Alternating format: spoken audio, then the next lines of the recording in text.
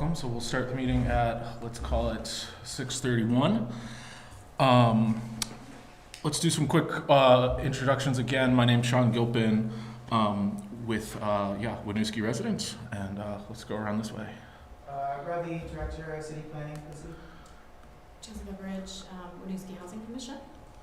Patrice Lumumba, and I work for the Winooski School District. Abby Biding, Resident Planning Commission. Brendan Sage, Planning Commission member. Deke, Housing Commission.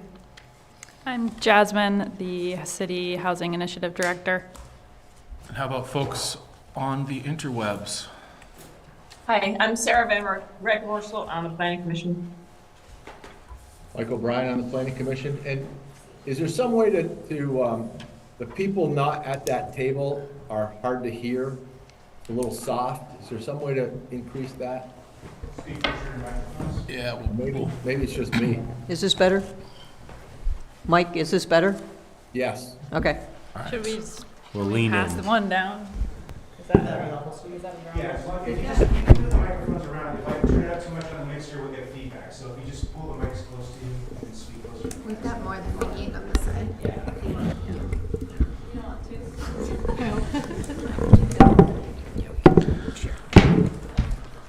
All right. Hopefully that is improved. Let's carry on with intros for folks online. I'm Charles Judge. I'm the council liaison to the Winooski Housing Commission.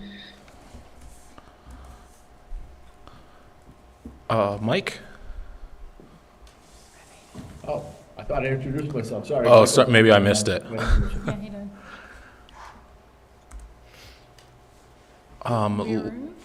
Lily, I see. Hi, sorry. Hi, I'm Lily. I am the ambassador for the Inclusion and Belonging Committee. All right, and I think that leaves, sorry, I can't see the name there. It's Ruth. Ruth. Hi, I'm Ruth Steinmetz. I am the liaison to the Inclusion and Belonging Commission attached to the Planning Commission. Great, thanks everybody. So I will open things up for public comment if there's anybody. It doesn't look like we have public online. Bryn is attending, Okay. so I'm not sure if Bryn has any public comments. Councilor Oakley. All right. Hearing none, we'll move on. We have some meeting minutes to approve from, was it only last month? I feel like it was farther away than Probably that. Planning Commission. Did I print the wrong one? Yes, Oh. I think so. But the last one must have been from January. Okay, January meeting minutes. Can I have a motion to approve those? Are we both meetings, like both planning and housing can approve, or is it just the housing? Or is it just, It would be. The joint one. Yeah, the joint. The joint. what's planning up and right housing. in here? What'd you say? The joint planning and housing committee meeting. Okay.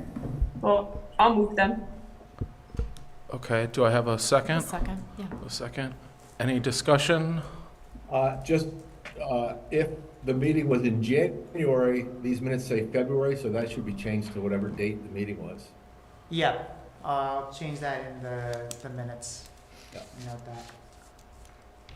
Okay, any other corrections, changes? All in favor of approving the minutes with those corrections? I Say aye. Any opposed? I abstain. One abstention? I abstain. I wasn't here. Okay. Couple abstentions, but I think we still pass. So those minutes are approved. So now let's jump into the fun stuff. I'll hand it over to Jasmine for intros about inclusionary zoning memo and the like.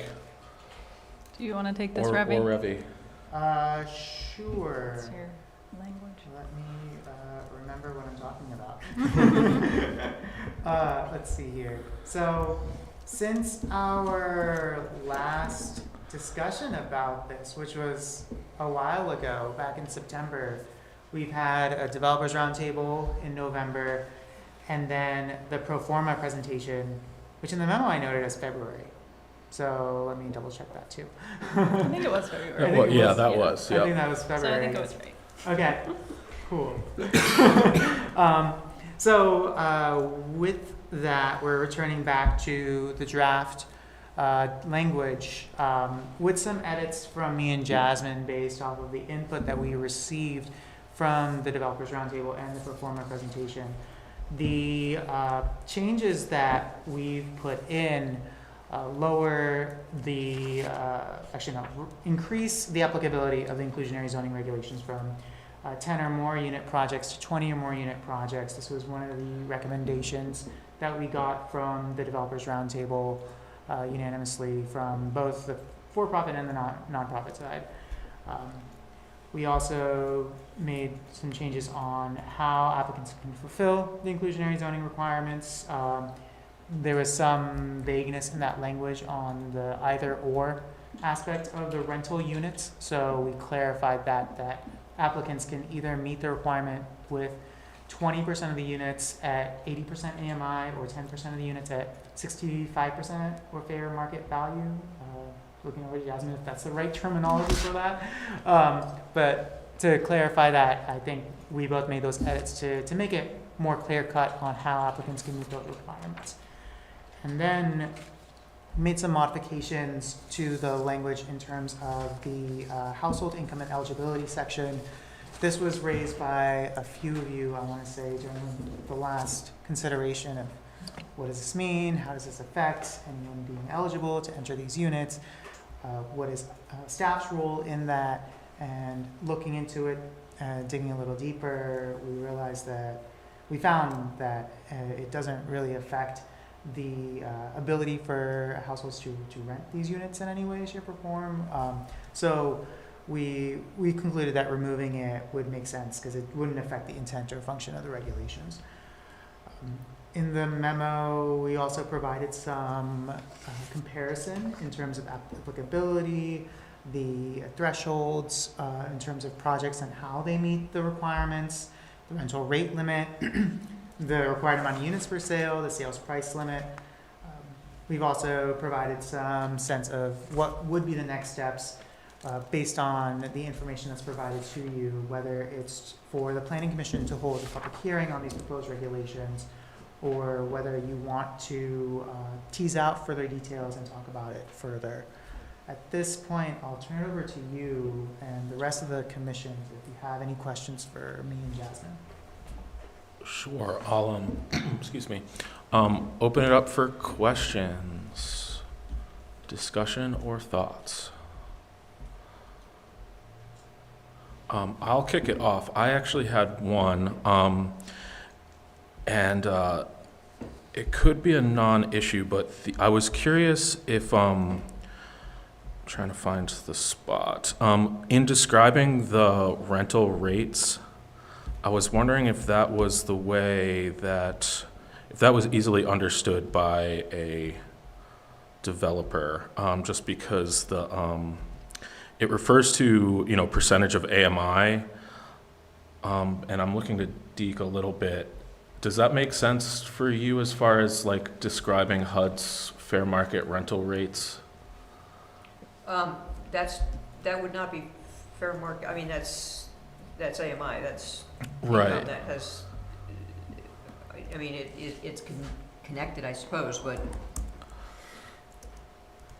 that's an income number, not a rent rate number. Yeah, the rent rate was the HUD fair market rent, and then the income is the 60%. Yeah. I think you had brought up before, there's no point in having a rent threshold that's significantly lower than the voucher amount, for example. Right. Right. Because that just is Right, removing okay, so potential. I may, and pardon me, and I appreciate all your patience as I went through some personal adjustments. So I'm still reading through this. I mean, I don't, and I'm missing it. Where's the FMR? I was trying to find. It's 1A. Yeah, I put it up on the screen. Oh, Oh, there you there go. we go. Okay, I'm sorry. Um,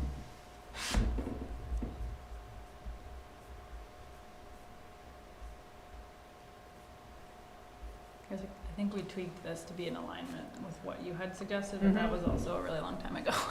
Yes. Yeah. Yeah, I mean, most affordable developers will understand what that Okay. means. All right. Within 4 minutes of you changing your fair market rents, they know what they are, even Fair. if you don't tell them. Fair enough. And I think, we would ideally be involved in the process and available, providing those numbers as they change. Mhm. And I don't suspect those are going to change for a bit, but they do change. But 'Cause right they now, did they're just not going to change or change. something. Yeah, okay. Other questions, thoughts? Can I just pick up on that? Because I'm reading over again D1A. It seems a little bit, shall I say, clear as mud, and maybe it's just me. Is there an easier way to say that? You've got at least 10% of the total units with rent set at HUD fair market rent and below with 60% AMI income threshold. I guess as I read it a second and third time, it's starting to be more clear, but it just seemed clunky when I first read it. And again, maybe that's just me. I think it's because it has the word rent one too many times. That could be. I think I do recall also reading Burlington's and having to read it like 5 times to understand. I think part of it is confusing that the rent amount is a different number than the income threshold. Right. And having those in the same sentence is a little confusing. I think at one iteration we had it as like a little graph, but then I think now that was confusing and we went back to this. Yeah, I thought that the text was more plainly put, and I think maybe removing this part that I'm highlighting that says 10% of total units for rent, because we already set up the context Right. in this Right. case that If the units are dwellings going to will be for offered rent. for rent. And then same here too, that reduces the amount of times that you're reading the word rent and also Yeah. the amount of words that you're reading at a time. And that might And- help Yeah. with the clarity. 2 instead of 3. How about after fair market rent, instead of saying and, would or be clearer? No, because it's both. Yeah, so no, because this part would be, rent and below. and below. And when you're doing that, you're setting up the requirement for a voucher. I mean, nobody with 60% of AMI is going to be able to rent at fair market right now, even our fair market. That's not, so, and there are no new Yeah. PVVs for Yeah. the foreseeable future. I'm just, I Yeah, mean, there's a yeah. reality there Yeah. that wasn't there Yeah, when we first started even a this. month ago. Yes, this was created with the idea that that would be the voucher option. Mm-hmm. So I'm not sure what folks think about that, if it's worth leaving, because, I don't know, maybe someone determines that that is something they'd like to pursue at this point, but, or if we feel like it's not. I mean, I think it's reasonable to leave in, but there's a reality behind it right Yeah, now yeah. that's, I don't think right now we should assume that like all programs that have existed are just like going away forever. I think we're in a period of craziness that at some point people will be like, well, that was crazy. But I don't think, like all federal programs that like have existed for a long time are just going to permanently go away. And I think if we try to chase what's happening now, we're never going to catch the dog, right? So I would leave it in. I agree. I do as well. Seeing nods around the table. Mhm. Yeah, I agree too. Yeah. Okay, It'll be our way of manifesting it into reality. that's right. All right, we'll do vision boards next Yeah. time. Okay, so it sounds like we're removing one instance of rent. Yeah, so I think probably removing Yep. this one that I'm highlighting, this one that I'm highlighting, and then probably income here too, because we already have income in the acronym. So that should help with some clarification. Okay. Excuse me. Other thoughts? How does this work on a project that has rentals and owner-owned units? That's a good question. Does it have to be 20% of rental and 20 plus rentals and 20 plus or 20 plus owner units to activate this? Like if it's a project of 20 and half are rental and half are planned for ownership. I think Does we probably this- calculate it to be proportional. Yeah. Like if it's 50-50, it'd be 10 on each. But this doesn't kick in until 20 Right. units. So I think the way this would be interpreted is that wouldn't fall under the inclusionary zoning policy. Right. That's Oh, if it's how- under that's how 20, I then would- yeah. That's how I Oh, would sorry, read it I too. missed that part. Okay. Yeah. Yes. And then in the chart, you have sort of comparison across jurisdictions. And I'm wondering for the for sale units, it looks like the other jurisdictions have 10% or up to 20%. And we have a firm 20%. So just what's the thinking behind that number? And do you know what the up to 20% mean in the other jurisdictions? Mm-hmm. So with Burlington, it depends on the price point of the rent or the sales of the market rate units. So if the price point is set, I don't remember all the brackets, but if it's like at a high of like 160 to 180% AMI, then that would require more units to be set aside versus if it's set at a lower amount, closer to 100% AMI, then there would be a lower amount that So would be kind required. of like how the rental is set up, our Yes, rental? Okay. yeah, so that kind of breaks, that's how it gets broken up.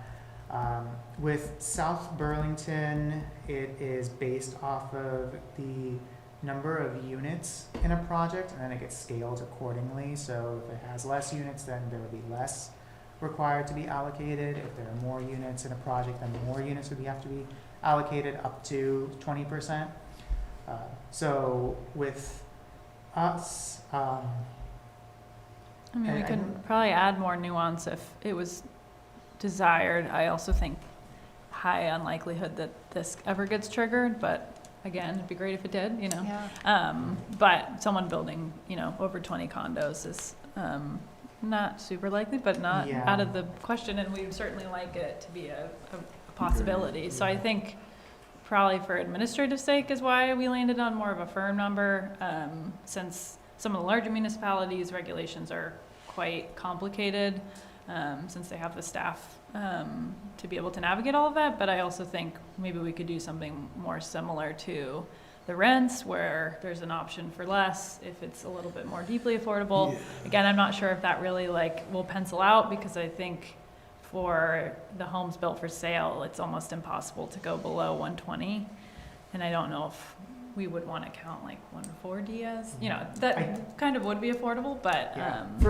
For any project subject to this, realistically looking at the zoning, it's really going to apply to the corridors in the Gateway District or in C1.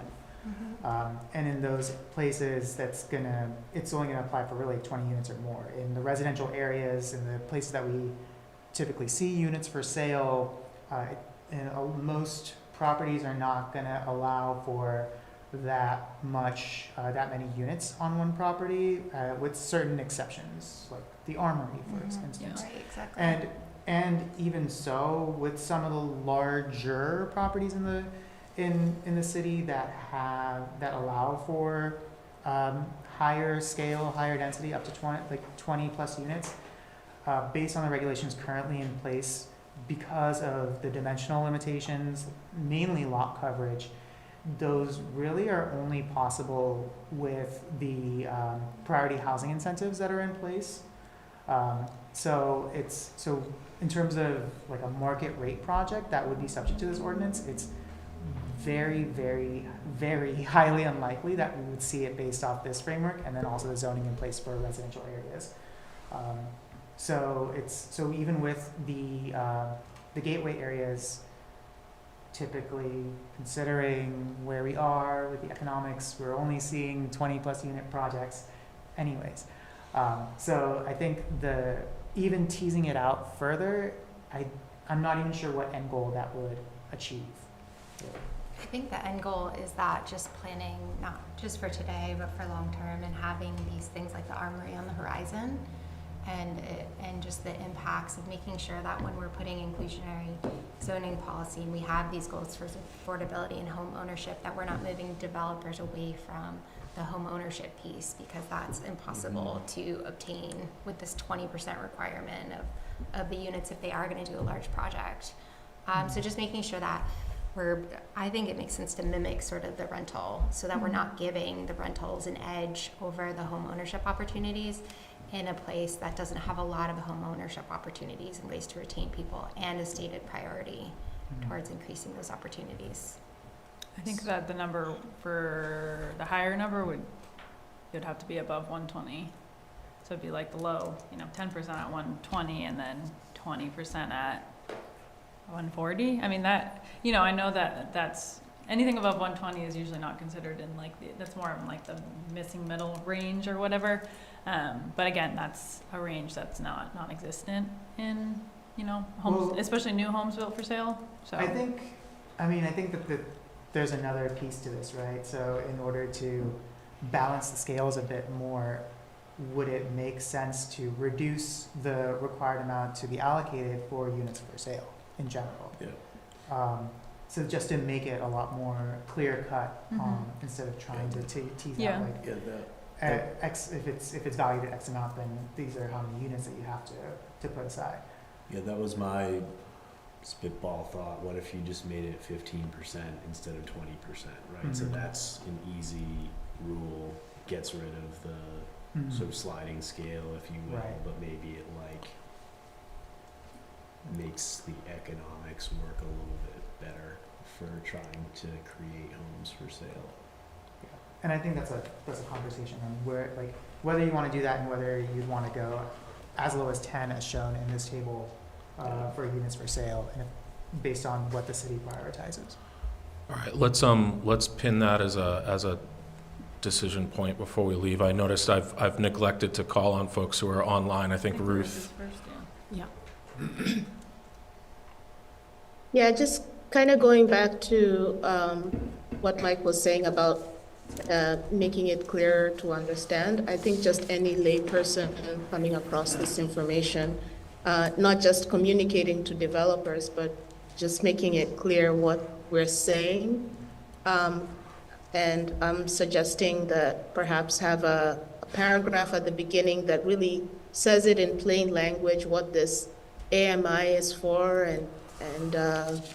and just plain languaging it a little bit more for other audiences would be really helpful. I think ideally, since I know part of this language has to, it's the regulations, so some of it's required language, but I also think, ideally if this becomes, a program that the city has, that we would want to have like a landing page on the website for it, and have a little bit more plain language, Q&As, things like that, for people to better understand, whether that be, community members who are interested in the idea, or developers who are trying to understand the confusing regulations. Fair enough. Mike, I think you had a hand up. Thanks for waiting. Thanks. I have two things, and I hope the first one, if Revi, if you answered it, I missed it. But in the rental projects up to 20%, do you have a scale set up? So it sounds like if if the units are all at 80% AMI, is it 20%? I mean, how's the scale work? So, or have you set that up yet? I guess speaking hypothetically, if I get an application on my desk for 30 units, for a 30-unit development, I would tell the applicant that they would have to set aside at least 3 units at that fair market rent or below a 60% AMI, or 6 units at any price point above 60% to 80% AMI. So that would, I think that would serve as that guidance sliding scale in a way. Well, I guess what I heard is that it's up to 20% of the unit, so it might be 10%, it might be 15, it might be 20. Did I misunderstand something? Yeah, so in the regulations here that we're proposing, we're not proposing any sliding scales. Other municipalities have sliding scales, Yeah. and that's not something that I would propose just to, I don't want to overcomplicate things. So we should disregard the chart then. Sorry? We should disregard that chart. Okay. Mike, can I just make a point of clarification? Sure. You're looking at the chart, yeah, where it says minimum required amount of rental units, Right. and it says up to 20%. Right. Right. Okay. And- So that's, I just Thank felt, you. yeah, yes. Thanks, that makes more sense. Yep. So this is, so the chart connects to what I have on the screen, and I wrote up to 20% because an applicant could meet the requirements with just 10 units if they're priced at 60% AMI or below, or at 80% AMI if they set aside 20% of the units. Okay. So It should while be the 10 or plain 20. text might imply a sliding scale on the chart, in the regulations, it's an either or, 10% or 20%, depending on how you want to meet the regulations. I got you, that makes sense. I guess I was confused in the conversation. It sounded like there was a sliding scale, like some other municipalities do it, depending on how many units there were or something. But I guess I misunderstood that. That's So- correct, so- yeah. So the other question I have is just rounding. If you've got, 30 units and you need 20%, well, if you have 32 units, let's say, do you round down, do you round up? Up. Round up. Rounding up to the nearest whole. You're rounding up and not just rounding to the nearest whole. So if you need 3.4, it goes to 4. Yep. Yeah, that's pretty standard. Is that written in the regulation? And I know we've talked about it in the planning commission and other areas. Yep, I have it highlighted right on the screen. I guess I Section should have read it. Okay, D3, yep. No worries. thanks.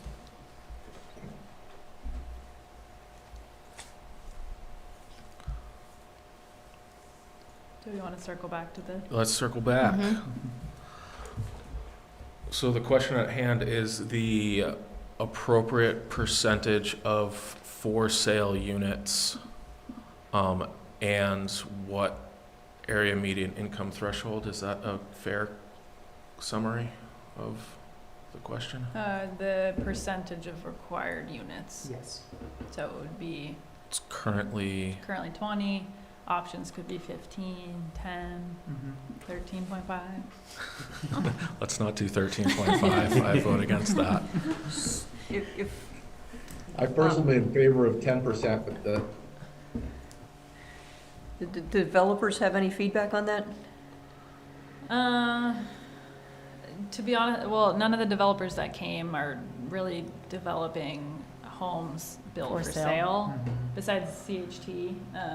And Amy's real suggestion was to change the threshold to 20 units, which, for rentals, which we did, or for all. For all, yeah. So we did change that. She didn't mention anything about the 10, or the percentage of required units for homes built for sale. Gabe Handy was potentially gonna come, but he wasn't able to make it. He's really one of the only people building condos right now, so, there's a small, group of people, but he wasn't able to make it, unfortunately. I'm just curious of what pencils out. Yeah. I mean, it does us no good to have inclusionary zoning if you can't build Yeah, under that, yeah, because then you have no development. yes, correct.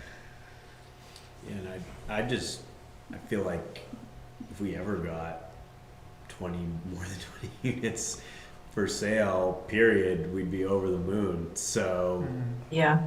10 sounds fine to me. No. And at least there's precedent in your chart, like that there's a jurisdiction that's doing that. Yeah, I think it's currently. Heinsberg. Yeah. Yeah. All right, I'm seeing a lot of nodding around the room. How do folks feel about setting the IZ for sale projects over 20 units at a minimum 10% affordable at 120% area median income? Yeah. All right. Online, I'll pause for you folks.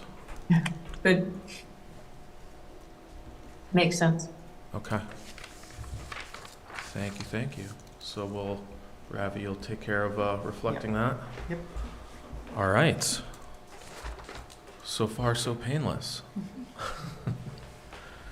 Other thoughts on this proposal?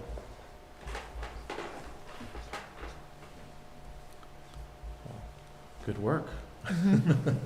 Thank you both for all the energy that's gone into this. So the next step would be for us to vote on this today for assuming the changes that we've discussed for a presentation to the City Council. To Planning Commission. Planning first. Commission. Okay. So the next step would be for the Planning Commission to hold a public hearing. Okay. I suggested a date of May 8th.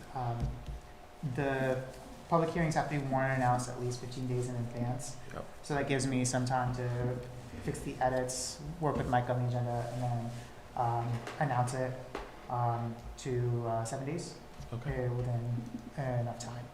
So there's a draft motion in the memo to facilitate action to set that public hearing on May 8th. And I think that's only with the Planning Commission that can do that. So it's up to you whether you want to set it at that date. May 8th, you said? Yeah. Fine with that. I think that's fine. It's like, yeah, the meetings from now.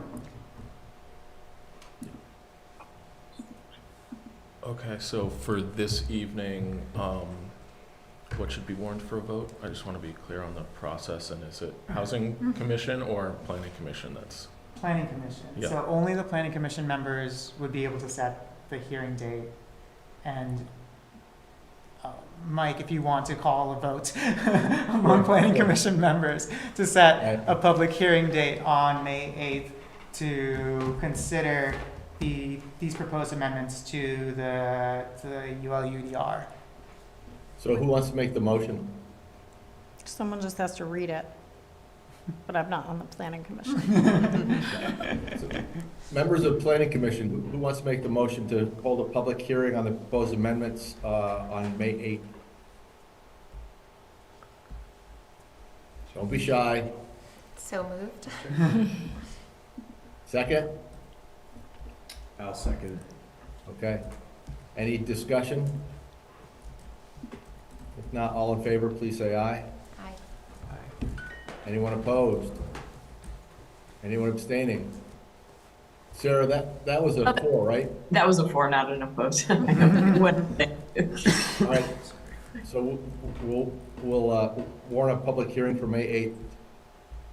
All right. Sorry, Sean, now you take it back over. All right, lovely. I told Revy I wasn't gonna talk tonight, but I guess I blew that. I just wondered, how do we work as an entity when we're a joint commissions? Or is it just we're visiting, the Planning Commission is visiting the Housing Commission? I mean, is it irrelevant? I think it's a joint meeting, but it's not as straightforward because the or the Housing Commission is more of an advisory, Okay, yeah. Or subservient. Yeah. Yeah, my only experience is with Burlington, and they have they work conjoint with Planning Commission and City Council. They did that for neighborhood code. So that's how they were able to work together and move together, is because Planning Commission and City Council were working together on the public hearings and setting up those public hearings. It gets kind of weird with the advisory committee and the Planning Commission trying to coordinate when one has the statutory ability and the other one doesn't. Mm-hmm. Yeah, so theoretically joint, but I think we've been figuring it out along the way. Mhm. I think it's not typical at least recently, from my experience, for this many joint commission meetings. It's usually like a once a year thing, so. Yeah, most. Like, I've Yes. been on this for a long time. Yeah. and We've never had this. Yeah. Yeah. And then you're like, oh, April 22nd, another joint meeting. I know. Well, you guys are a great hang, so we love it. Yeah, right. Oh, no one's ever said that before. It said like just adjourn is the next item. Is there any room to talk about? There is room, so I was going to open it up for further. Okay, sorry to jump ahead. No, you're fine. Go ahead. I was just wondering if there was an update, because the other thing we seem to be working on as co-committees was the replacement housing policy. So is there any update? I think the last we heard was some data was going to be collected. Oh, yeah, that data will not be available until probably next year. Yeah, no, that was sorry if that wasn't portrayed. Yeah, and what data exactly were you looking to collect to inform that? So right now we have a municipal planning grant from the state to complete an equitable housing needs assessment within the city. So right now it's going to be a multi-phase project. Right now UVM Center for Rural Studies is they are just collecting well, they're not collecting any data right now. They're generating a literature review and a review of existing data and reports, kind of doing some like agenda setting. They'll be presenting that to the city next week. And then once we have that report, we will be designing phase 2 of the study, which will include primary data collection and community engagement. So that study has, like, that portion of the study has not been completely designed at this point, but you know, we have the intention that a primary focus is going to be you know, better understanding the needs of housing needs of our community members, specifically quantifying ideally the need for, you know, affordable 3+ bedroom units.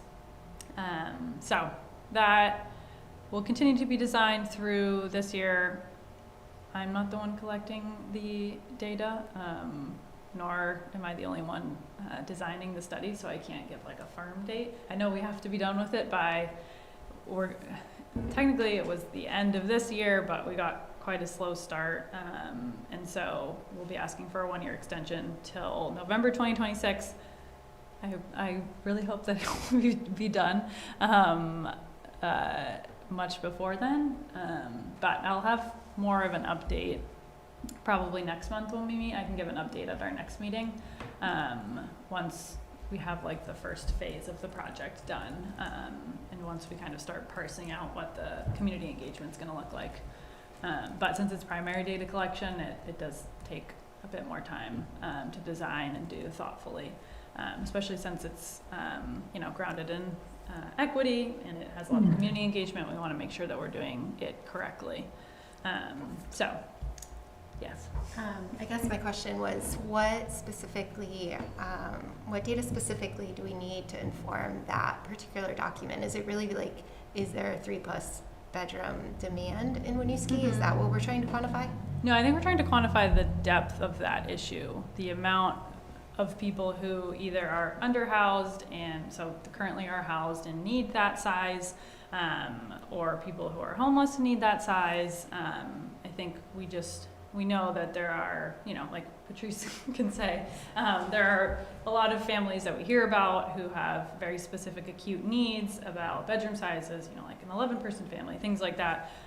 But we don't have a lot of strong data on that subject specifically like we do for affordability, for example. Like we know the amount of people in Vermont that are paying more than 50% of their income on rent, paying more than 30% of their income on rent, who are homeless because of affordability issues. So it's really kind of, we don't fully understand the depth of the issue. So we felt a little bit uncomfortable moving forward with like pseudo finite regulation changes before we really understood that issue, since there's not really any other local or national precedent for regulation used in that mechanism. So that combined with not having the data, we felt like it maybe wasn't the time until we had data to back up, our decision to move forward with a policy that has not been tested in any other communities. So wait a minute, Abby, you're talking about the replacement housing? So if we lose 4 units that have 3 bedrooms each, example, that we want to replace that number, have a developer have to replace that? Is that what we're talking about? Yeah, that's what we're talking about that we worked on for a while. Yeah. I think you guys voted on that a few months ago. Yeah, back in Yeah. December. My feeling is that, this is a finite in terms of time. I mean, to wait another year and a half, I don't know. It just feels like it means we're potentially losing more families out of our schools and whatnot. Yeah, I think there was an assumption that it was going to be sooner that the data was going to be available. Or Yeah, maybe not. I wonder, do either of the city councilors have any opinion about this?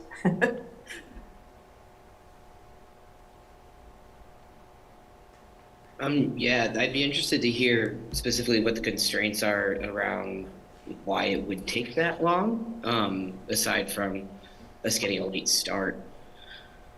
And I think that would help inform my opinion a little further.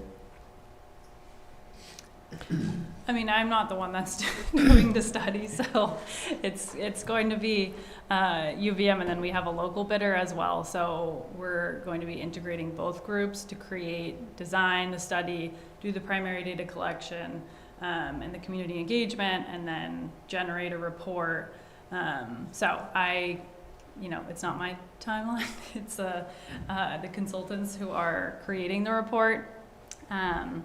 I had anticipated we would be on a faster trajectory, but I think Elaine had made some decisions that has drawn out the process a little bit because she felt like it was, the best way to move forward with the project.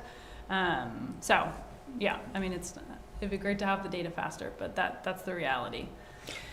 Can I also ask? I feel like there was an affordability component to this discussion, such that if a 3-bedroom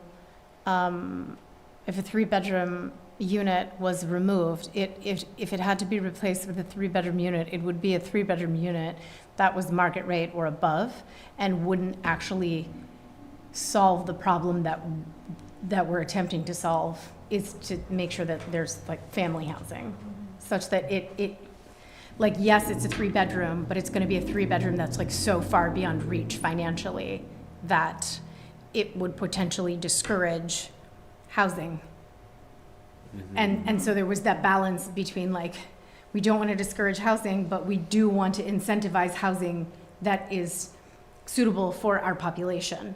And I think, if I'm remembering correctly, the fact that we didn't have enough data to make an informed decision about the recommendation was where I remember sort of ending this. Yeah, I also think the last time we had this conversation. Yeah, I also think we are in a hopefully not, but we're in a kind of a tense and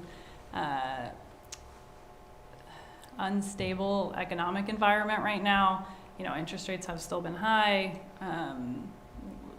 There's concerns about the development industry kind of plateauing or even, going down from where it has been recently. So I also think that it would have been unwise. Tariffs. It would have been unwise to pursue both simultaneously, because that is a lot of big change in Winooski development regulations at the same time, especially when the market is shifting a lot, and there's a lot of unpredictability, which leads to less risky or adventurous financial decisions, i.e. development. And we're even seeing that with some of the projects that are underway right now. A lot of financial instability, funding gaps, things like that.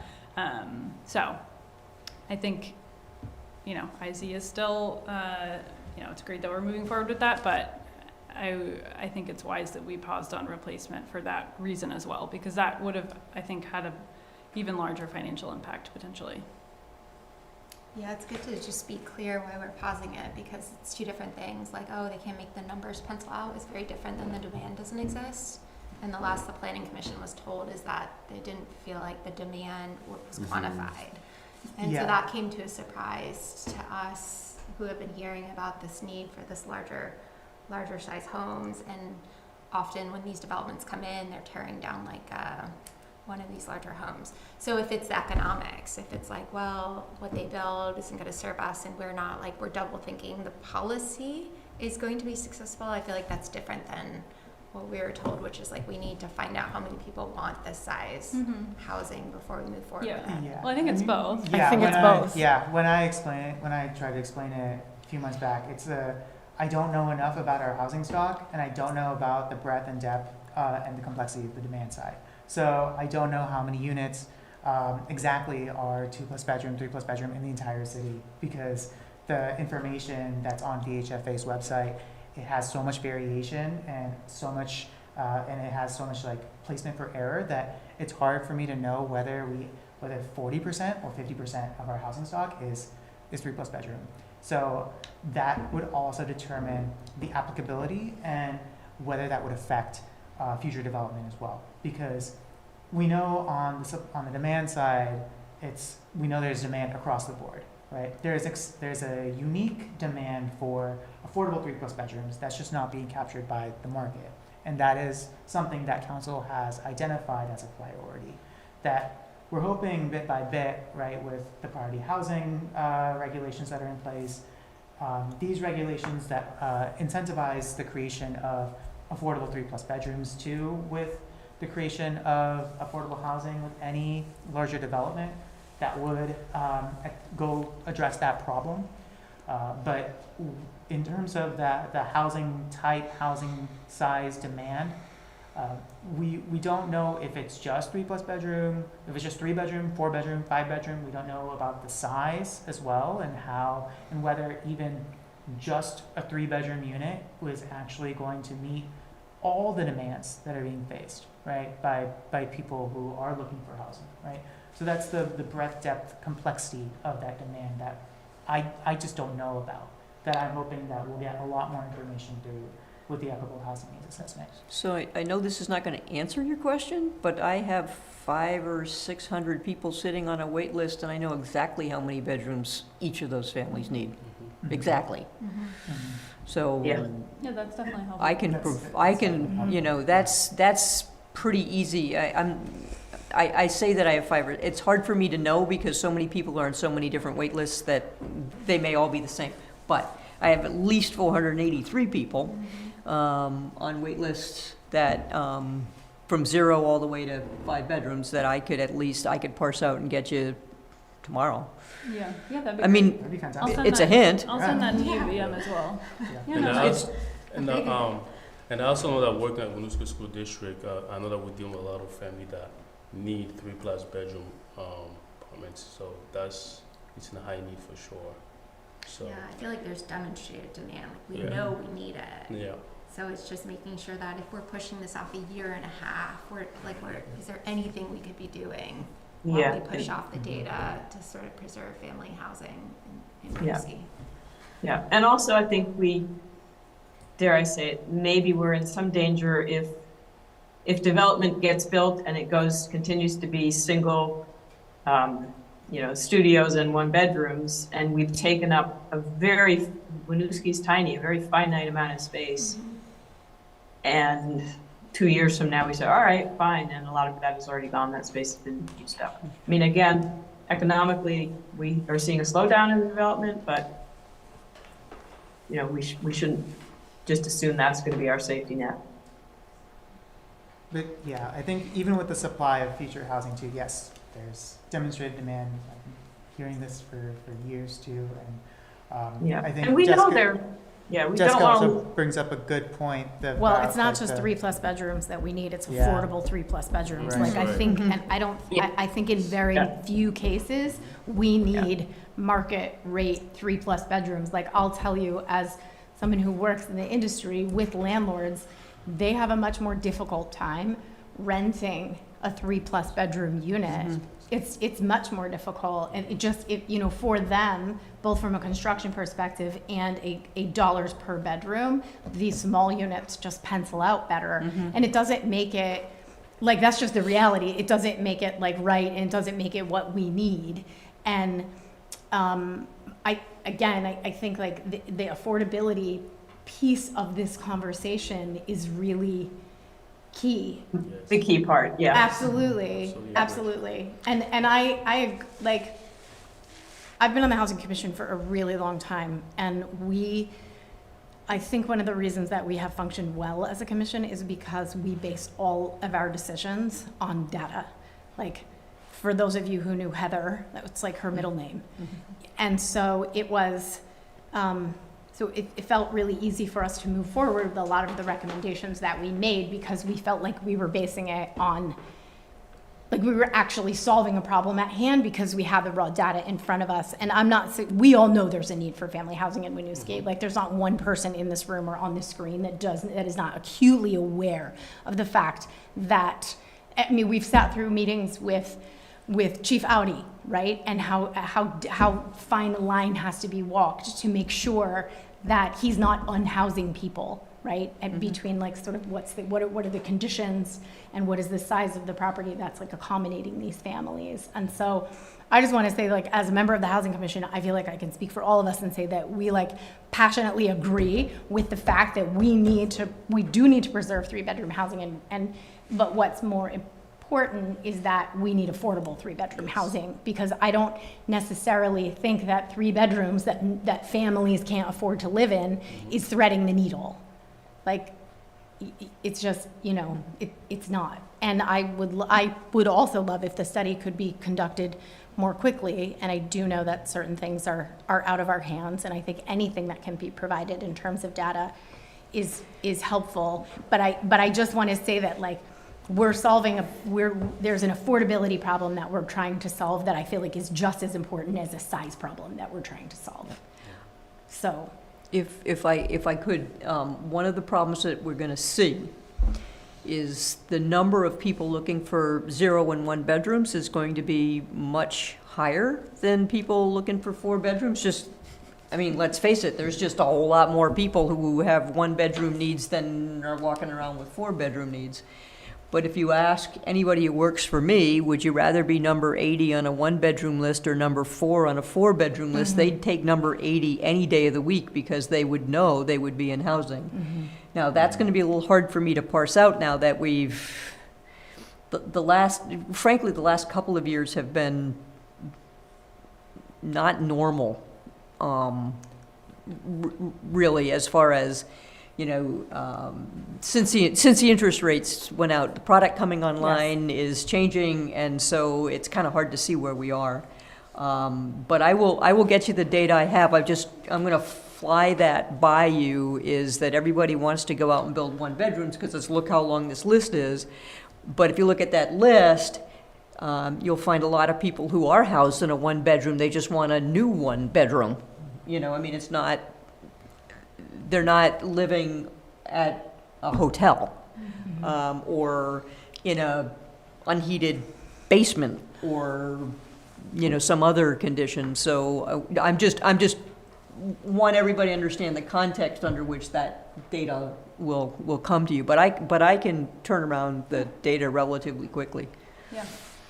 And there also has been some recent success with some of the priority housing incentives, correct? Like a development with multiple 3+ affordable units?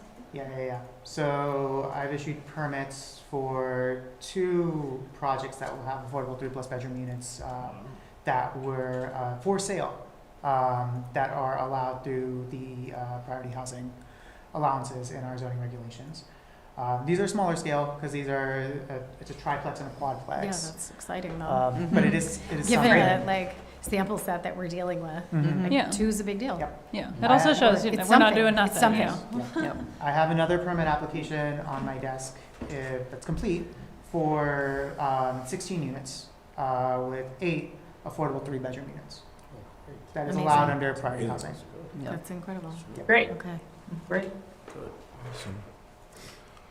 Great updates there, and definitely something to continue to talk about as we, and I don't know if there's any opportunity to work with the UVM folks to prioritize what they're gathering. Yeah, We'll see. Yeah, Elaine has kind of taken the lead on this, so. Okay. Yeah. But I will also, Well, should we talk with Elaine about this? I can certainly relay everyone's concern about the timeline, but again, a lot of it is on the consultant, since we're not the ones doing the actual study, and studies take a long time. But I will relay concern about timeline and see. I will also say one of the primaries from UVM has had some pretty serious familial issues, so that has also led to some slowdowns, but. Is it Kelly? Yeah, so. But I will also just let everyone know, since this is relevant to everyone, the Housing Commission applied for a CVOEO mini grant, and I got a call last week that we were awarded, I think it's $800. And Revi and I, last minute, because I think we had like 3 days to submit the application, we're going to be using the money to do an ADU workshop / technical advice series. So since, this is a newer, with all of the regulatory changes that have happened in the last few years, obviously we've been focused on a lot of like larger scale developments, but infill is very important. Obviously, we're seeing some movement with that, and the city hasn't really done a ton with like ADU work. And I know I asked on the last landlord survey for people who are interested in increasing density on their parcel, if they knew that they were able to increase density, and then if they were interested in being emailed. So I have a list of, I think, about 15 people who think that they have the density to add an ADU and are interested potentially. So I think how we had designed it is that the first session will be kind of like this is semi-based. South Burlington had a pretty successful one recently, but we'll do like a presentation.